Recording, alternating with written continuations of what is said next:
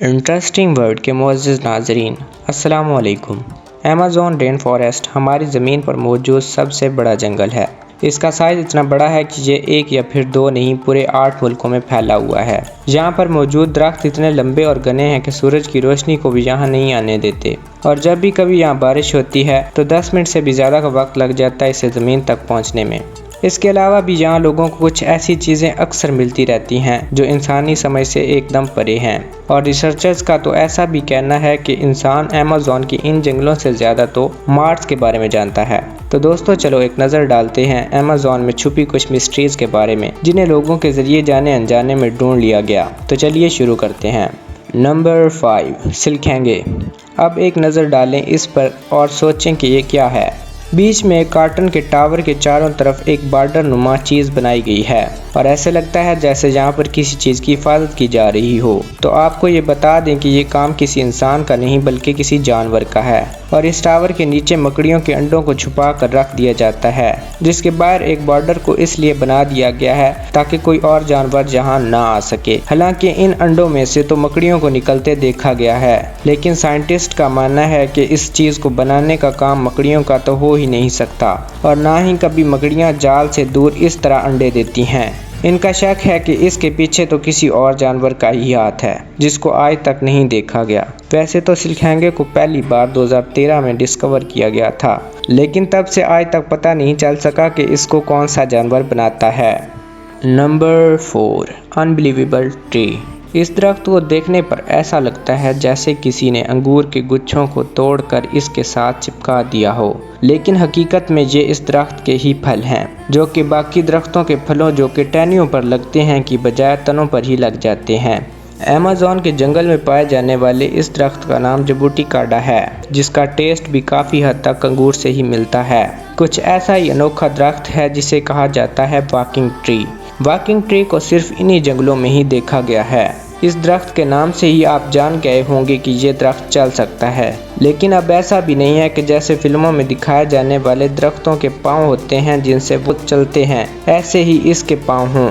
دراصل اس درخت سے نکلنے والی نئی جڑیں سامنے کی مٹی میں اپنی پکڑ بنا لیتی ہیں اور پیچھے کی پرانی جڑیں سوکھ جاتی ہیں۔ بس ایسے ہی کرتے کرتے یہ درخت کئی سالوں کے بعد اپنی اصل جگہ سے کافی دور چلا جاتا ہے۔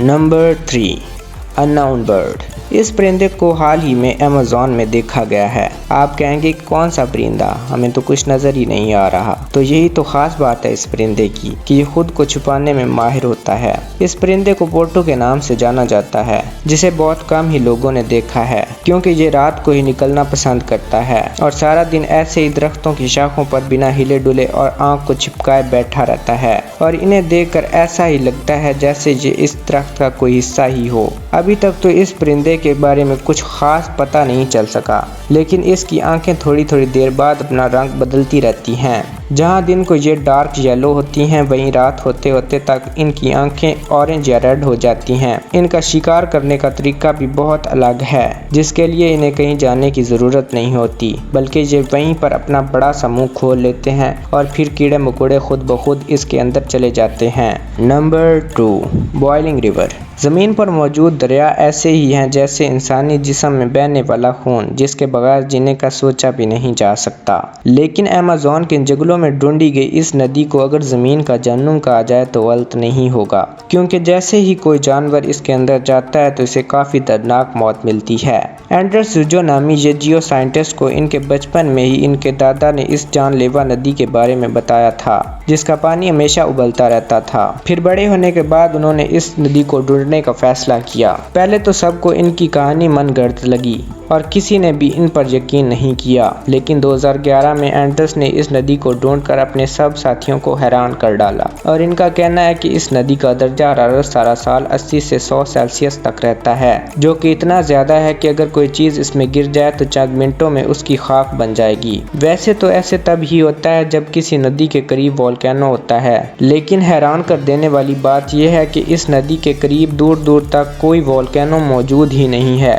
रिसर्चर्स इस बात पर भी हैरान हैं कि ऐसी नदी दुनिया के किसी और हिस्से में पाई ही नहीं जाती और साइंसी लिहाज से तो ये मुमकिन ही नहीं है। Number 1, giant snake. वैसे तो ज़मीन की मुख्तलिफ जगहों पर मुख्तलिफ किस्म के सांप पाए जाते हैं, लेकिन लोगों ने अमेज़न में इतने बड़े सांपों को देखा है जिसका आप सोच भी नहीं सकते। वैसे तो अभी तक सबसे लंबा सांप एनाकोंडा ही है, जिसकी लंबाई 29 फीट है, लेकिन वहाँ के रहने वालों ने बताया है कि उन्होंने 160 फीट लंबा एनाकोंडा भी देखा है। हाल ही में इंटरनेट पर एक वीडियो काफी वायरल हुई जिसमें कश्ती पर घूमते लोगों को काफी बड़ा सांप दिखाई देता है जिसने किसी जानवर का ताज़ा शिकार भी किया था। इस वक्त तो ये अपनी जान बचाने के लिए सांप से दूर भाग जाते हैं, लेकिन बाद में जब वो इसे ढूंढने निकलते हैं तो इन्हें इसका कोई अता पता ही नहीं मिलता। इस वीडियो से ये अंदाज़ा लगाया जा सकता है कि अमेज़न में कितने बड़े बड़े सांप होंगे। वैसे तो ये जंगल इतना बड़ा है कि हर रोज़ कोई न कोई हैरान कर देने वाली चीज़ सामने आती ही रहती है। किसी को यहाँ पर एलियन होने के सबूत मिलते हैं तो कोई ये दावा करता है कि यहाँ सोने की ईंटों से बना हुआ एक महल है जहाँ पर इंसानों से अलग तरह की मखलूक रहती है, तो कोई कहता है कि आदमखोर इंसान इस महल की इंसानों से हिफाजत कर रहे हैं। तो आपको क्या लगता है दोस्तों, इस वीडियो को देखने के बाद क्या इंसान कभी यहाँ के राजों से पर्दा उठा पाएगा? अपनी राय कमेंट सेक्शन में ज़रूर दें।